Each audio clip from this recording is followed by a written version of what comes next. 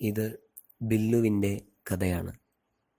ബില്ലു ഒരു നായക്കുട്ടിയാണ്.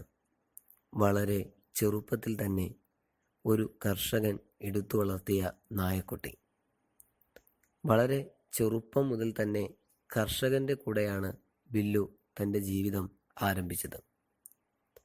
കർഷകൻ തൻ്റെ സ്വന്തം മക്കളിൽ ഒരാളായിട്ടാണ് ബില്ലുവിനെ വളർത്തിയത്.